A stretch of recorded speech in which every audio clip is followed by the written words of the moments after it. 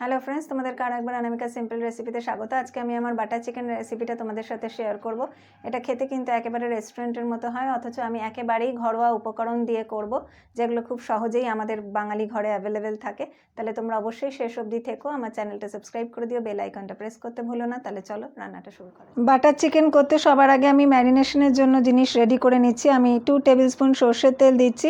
অবশ্যই এটা সর্ষের তেলই তোমরা ব্যবহার করবে।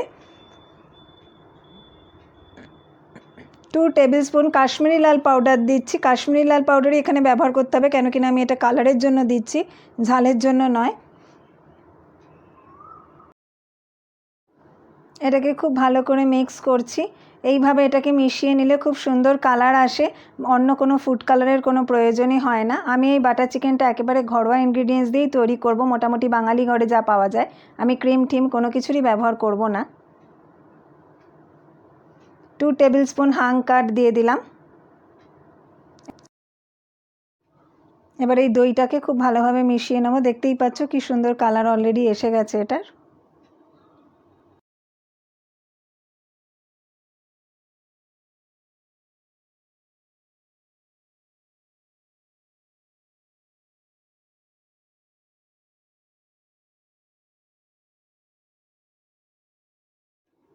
Two tablespoon ginger garlic পেস্টটা দিয়েও আমি আবারও ভালোভাবে এটাকে মিশিয়ে নেব।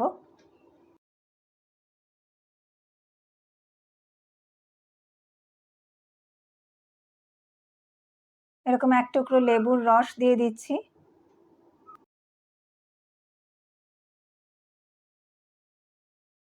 আমি 500 গ্রাম বোনলেস চিকেন রেখেছি এখানে। আমি এরকম ছোট ছোট টুকরো করে পিস করেছি, খুব বেশি বড় করিনি। তোমরা তোমাদের ইচ্ছে মতো পিস করতে পারো, কিন্তু একটু ছোট রাখলে তাড়াতাড়ি রান্নাটাও হয় এবং ভেতরে মশলাটা ঢোকে।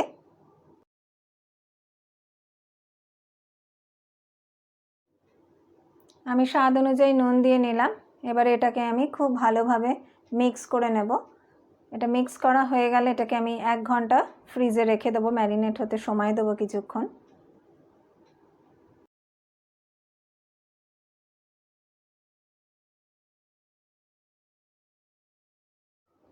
আমি কড়াইতে ভালোভাবে তেল ব্রাশ করে নিচ্ছি।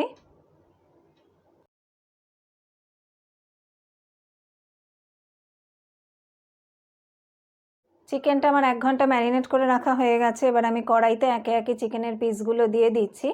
আমি এটা লো ফ্লেমে 10 মিনিট মতো কুক করব। 5 মিনিট হয়ে গেলে আমি চিকেনের পিসগুলো আর একবার উল্টে দেব।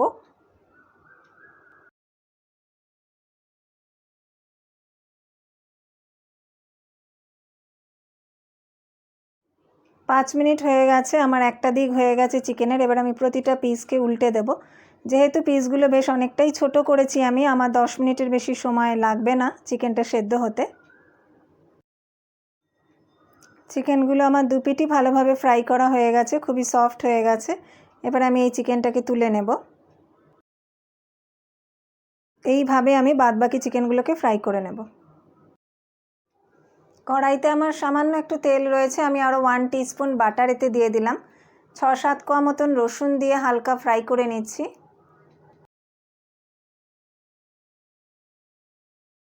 আমি মিডিয়াম সাইজের 3টে পেঁয়াজ এরকমভাবে ছোট ছোট টুকরো করে কেটে রেখেছি, সেটাও দিয়ে আমি হালকা নাড়াচাড়া করে নেব।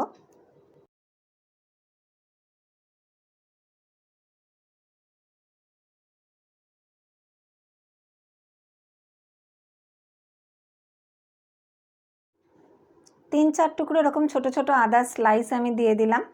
এখানে 4টে টমেটো আমি কেটে রেখেছিলাম, সেটাও দিয়ে দিলাম। আমার গ্যাসের ফ্লেমটা মিডিয়াম করা আছে।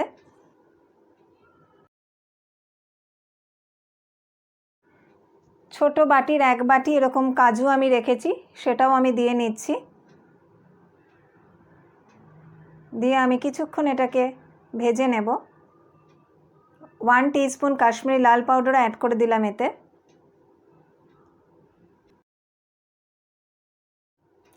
পেঁয়াজ বা টমেটোটা যেভাবে ইচ্ছে তোমরা কেটে নিতে পারো, এটা ম্যাটার করে না, কেন কি না আমার এখানে এটাকে নরম হয়ে গেলে জিনিসগুলো আমি এগুলো ফাইনালি মিক্সিতে দিয়ে একটা পেস্ট তৈরি করব, সেই জন্য তোমাদের ইচ্ছে মতো তোমরা কেটে নিতে পারো এগুলো।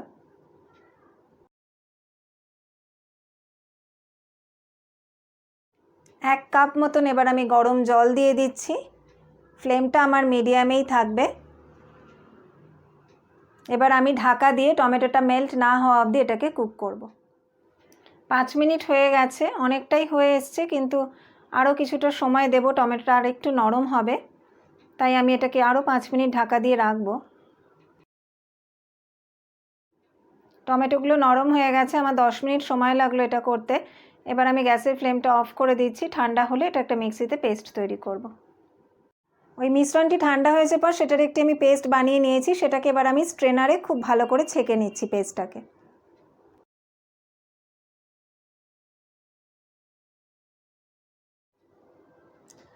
এটা আমি এবার গ্যাসে বসিয়ে দিয়েছি মিডিয়াম ফ্লেমে।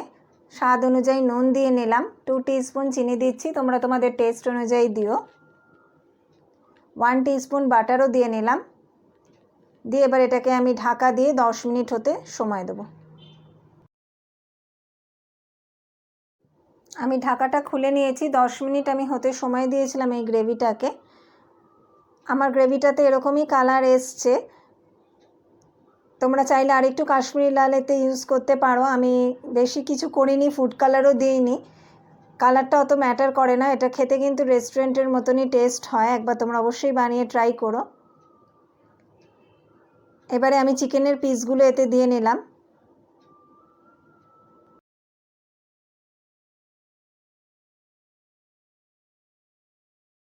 চিকেনের পিসগুলো আমি ভালোভাবে গ্রেভির সাথে মিশিয়ে নিয়েছি। এবারে এটা আমি ঢাকা দিয়ে লো টু মিডিয়াম ফ্লেমে আরও 3-4 মিনিট হতে সময় দেব। আমি 5 মিনিট চিকেনটাকে গ্রেভির মধ্যে ফুটিয়ে নিয়েছি, রান্নাটা আমার প্রায় হয়ে গেছে। আমি খানিকটা কসুরি মেথি হাতে নিয়ে নিয়েছি, এটাকে ক্রাশ করে আমি উপর থেকে ছড়িয়ে দিচ্ছি। গ্রেভিটা দেখতেই পাচ্ছ খুবই স্মুথ এবং অলরেডি একটা ক্রিমি টেক্সচারের মধ্যে চলে এসছে। আমার রান্নাটা কমপ্লিট হয়ে গেছে, আমি গ্যাসের ফ্লেমটা অফ করছি, ঢাকা দিয়ে 2 মিনিট পর সার্ভ করব।